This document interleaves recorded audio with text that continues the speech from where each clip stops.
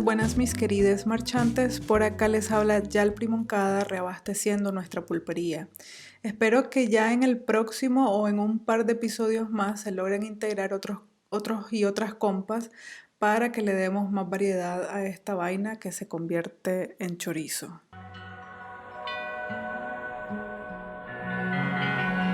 Y tiro a tiro respondió a los civilizadores.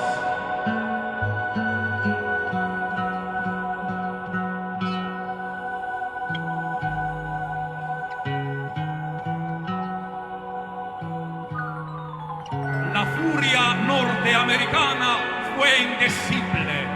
Documentados embajadores convencieron al mundo que su amor era Nicaragua, que alguna vez el orden debía llegar a sus entrañas soñolientas. Sandino colgó a los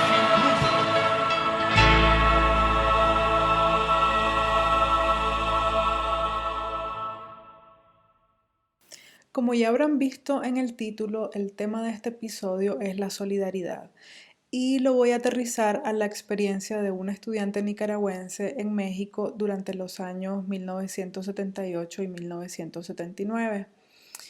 Por ahí se me ocurre que podría hacer otros episodios con el mismo tema de la solidaridad si logro contactar a otras personas que quieran platicarnos sus experiencias, o también podríamos organizar una plática con otras compañeras, compañeros para debatir o analizar el tema. Ya lo iremos planeando en el camino. Inicio con esta experiencia en específico porque resulta que ella es una persona muy cercana a mí, tan cercana que según dice mi partida de nacimiento, pues yo salí de ella.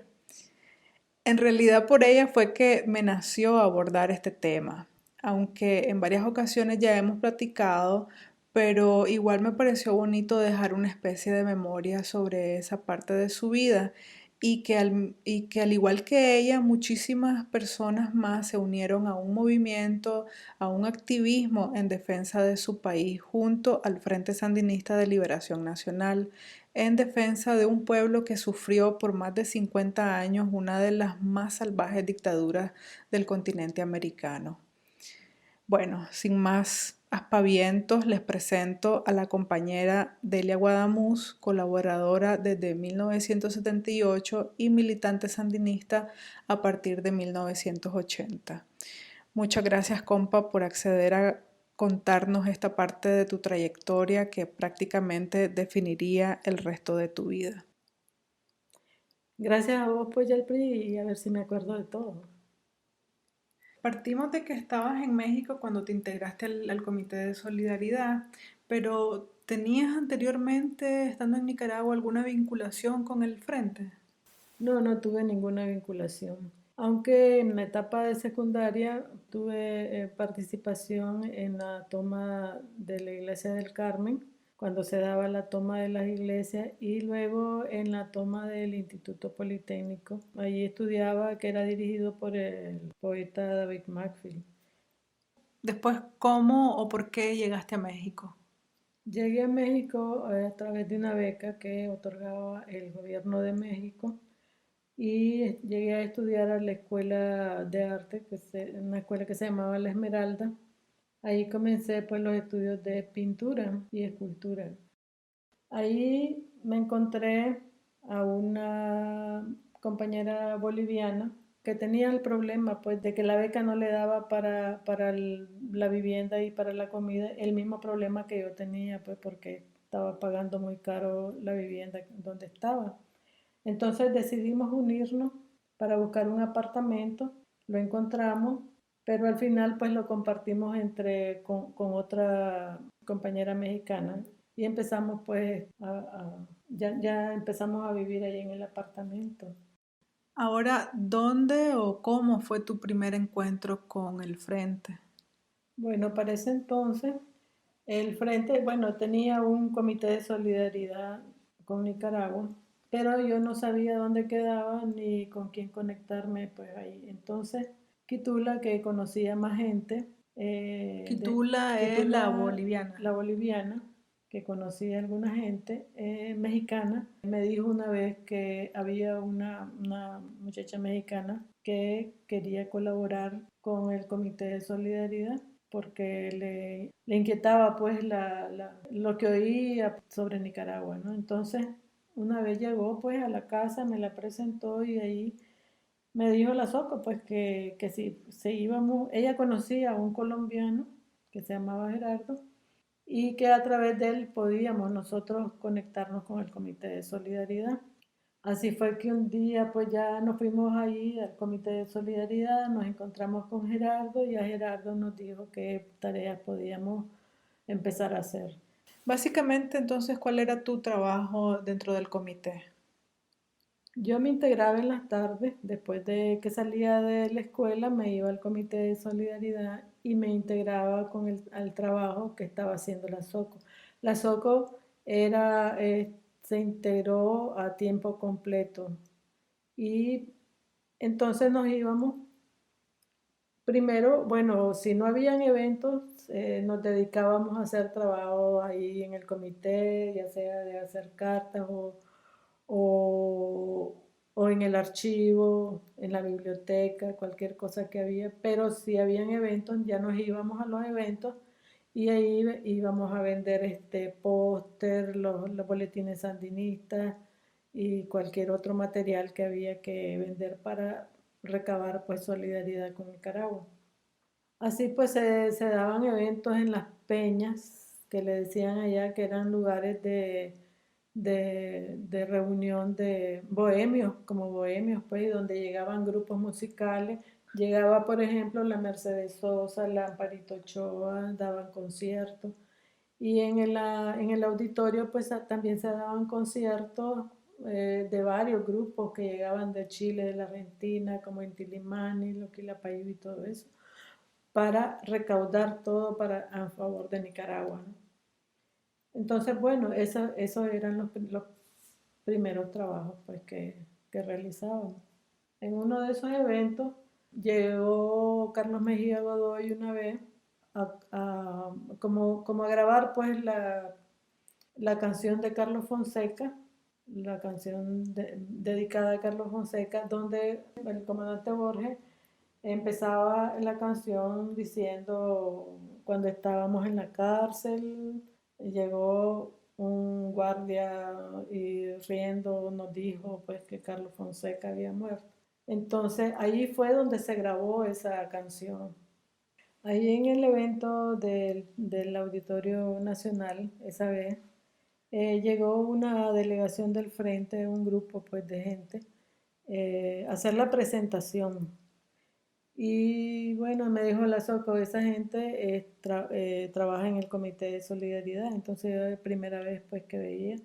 Luego, entonces sí, cuando ya llegaba las demás veces al Comité de Solidaridad, entonces ya me percaté pues de la gente que había visto allí en el evento y que llegaban al Comité de Solidaridad también.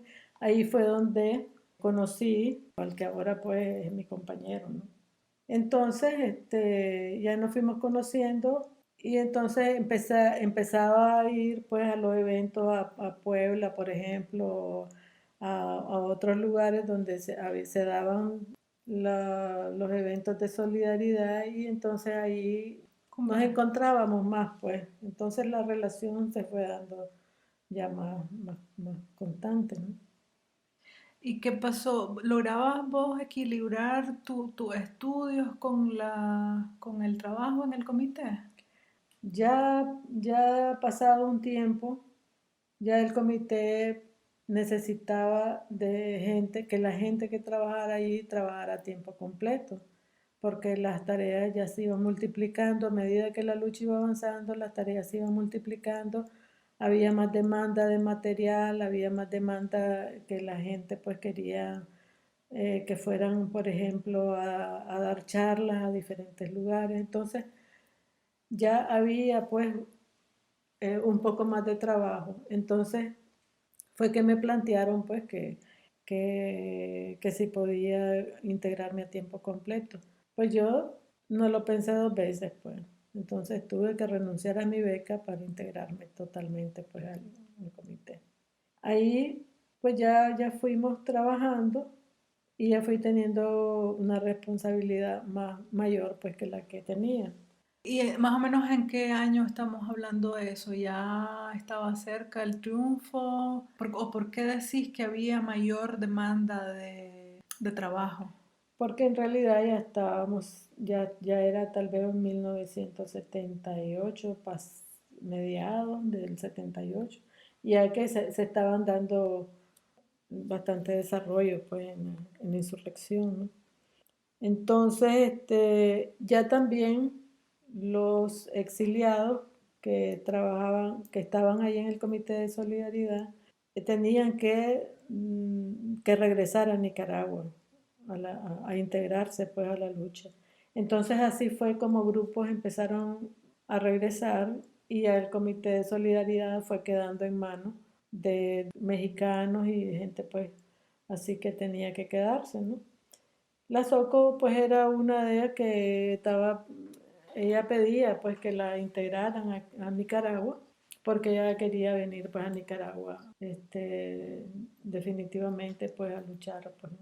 Entonces se vino la Soco para Nicaragua y con ella se vinieron algunos que tenían las responsabilidades ahí en el comité y una de ellas pues era la responsable de finanzas que se llamaba Telmita. Y la Telma entonces me delegó a mí las tareas de finanzas, entonces ya empecé a tener la responsabilidad de las finanzas del comité. Ahí pues fue en los primeros meses del 79 más o menos. Dentro de todos los exiliados que ya estaban regresando a Nicaragua, mi compañero también regresó.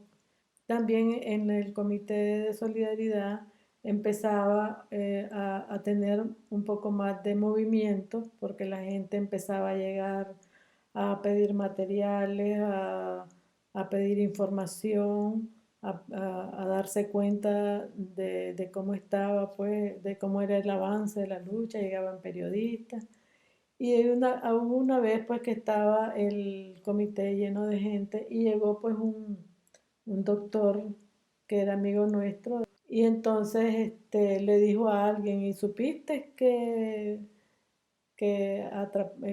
echaron preso pues A a mi fulanito. compañero, ¿no? A fulanito, y que lo tienen desaparecido? Y entonces, claro, al oír eso, a mí se me fue, pues, se me movió el piso y antes de que me volvieran a ver, ¿verdad? Entonces salí yo del Comité de Solidaridad, no quise que nadie me viera ni me preguntara nada ni nada. Entonces me fui.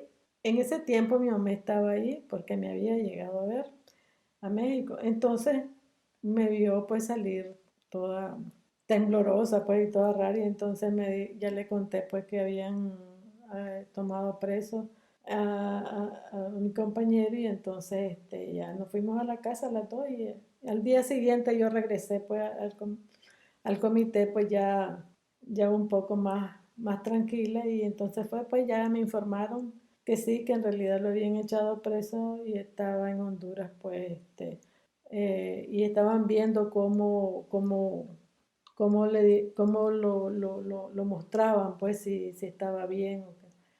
Había un movimiento de periodistas en Honduras que lo conocían también porque él había sido periodista anteriormente. Entonces, esos periodistas pues se movieron hasta que ya lo enseñaron pues y que estaba bien. Y fue a través de ellos que se logró que lo sacaran y que lo mandaran de nuevo a México, ¿no?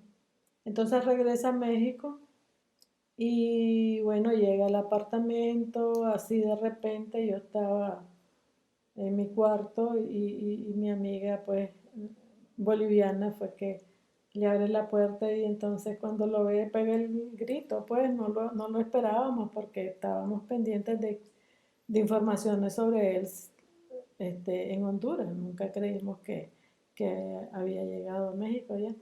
Entonces, bueno, yo creí que la quitula de ellos, quién sabe qué pasa ahí, pero cuando vi que abrió la puerta del cuarto, pues, y era él, ¿no?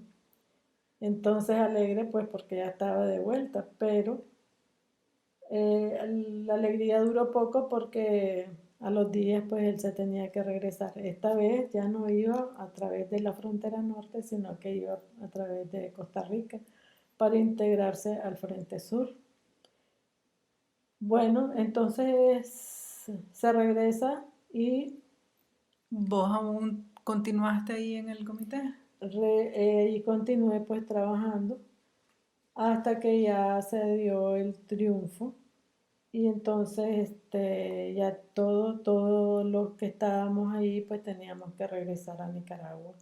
Ya entonces el gobierno de México prestó un avión pues para que todos los que íbamos a regresar pues nos iba a dar pues el vuelo de solidaridad. Pero ese vuelo de ese vuelo de Aeroméxico. Aeroméxico solo nos llevaba a Costa Rica, no nos llevaba a Nicaragua. Entonces quedamos en Costa Rica y ya de Costa Rica vimos a ver cómo nos íbamos por tierra.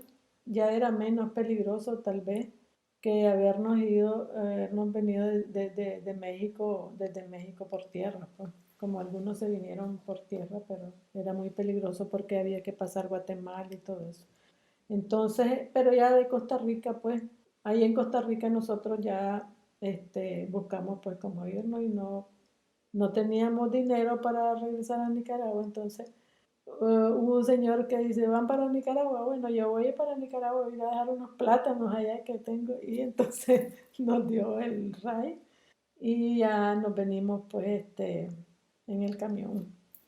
Eso más o Este, menos que del 79, ¿en qué mes más o menos? ya sería como en junio, no, ya se había dado el triunfo, ya eran los primeros días del triunfo, estaría, Finales de julio, a agosto. ver, sí, despuesito, unos 15 días después, más o menos, ¿no? Entonces ya nos venimos a Nicaragua y ya las compañeras que venían conmigo pues no tenían a dónde quedarse y entonces se quedaron en mi casa pues allí durante una temporada para mientras ellas buscaban dónde se iban a ubicar pues el frente, la organización que se estaba dando, las ubicaran en los lugares donde se iban a quedar.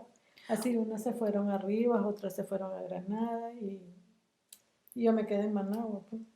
Y después de tu llegada a Nicaragua, ¿qué pasó? ¿Qué hiciste? Bueno, después a los meses me quedé pues sin conexión, pero el colombiano con el que nos habíamos conectado, la SOCUYO en México, me encontró una vez y me dijo que, pues averiguó a dónde vivía yo y entonces ya me fue a visitar y todo eso y ya me dijo que si estaba pues, que si quería trabajar en relaciones internacionales, ahí en el Departamento de Relaciones Internacionales donde él estaba y que si quería trabajar con él pues. Entonces ya me fui a trabajar con él y así empecé a trabajar dentro del frente ya de manera más orgánica. ¿Qué pasó con el colombiano?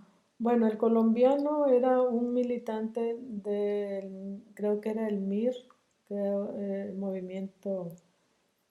un movimiento revolucionario colombiano. Él, él estaba exiliado en México y trabajaba pues con el frente para mientras él se trasladaba pues también a integrarse a la lucha en Colombia. Estando en Nicaragua, él ya en el Departamento de Relaciones Internacionales, hubo un momento, pues entonces, que se tenía que regresar a Colombia. Él se regresa a Colombia y se integra, pues, allá a la organización.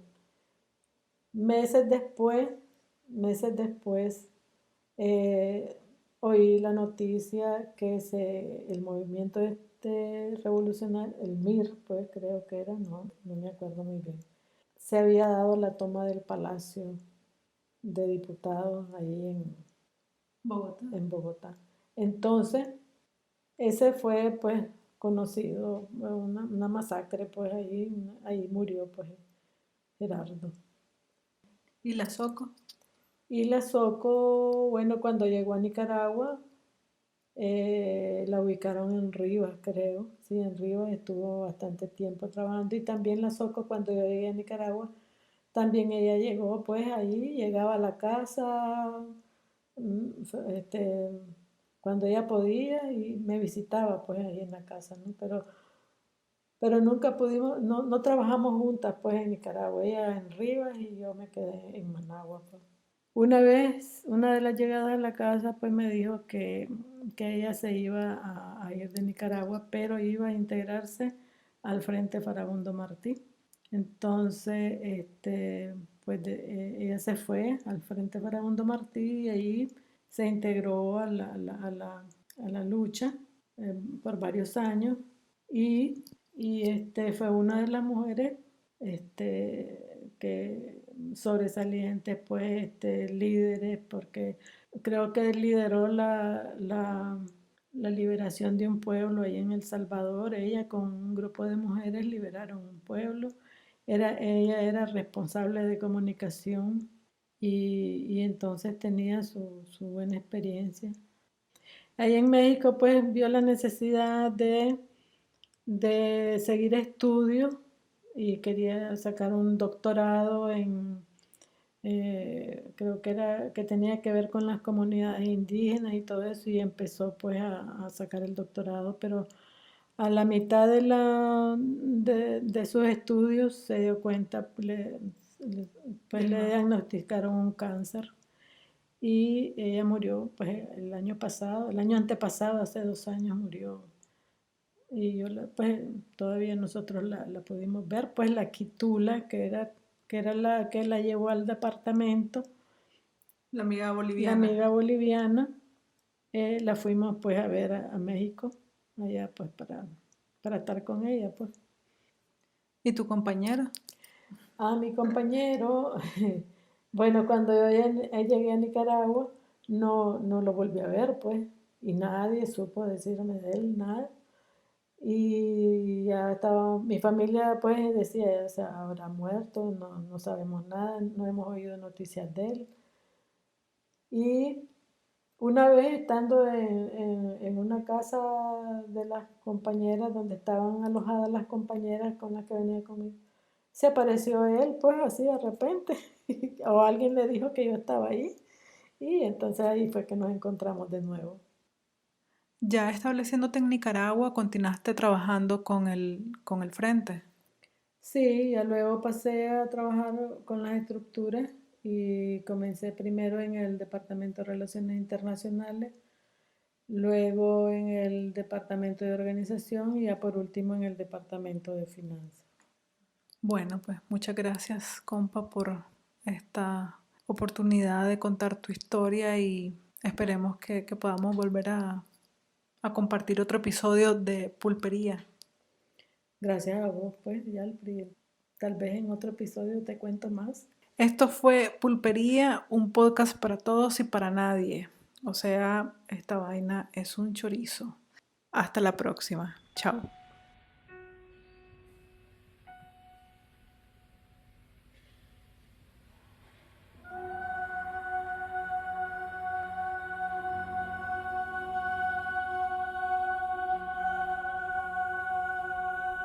Fue cuando en tierra nuestra se enterraron las cruces, se gastaron inválidas profecciones.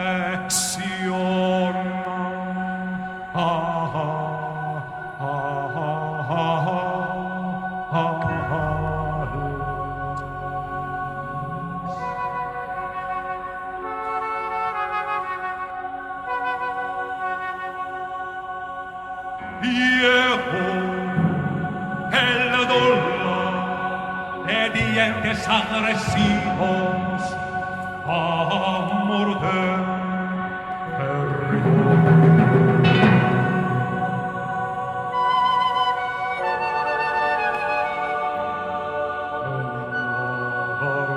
Garganta astorí,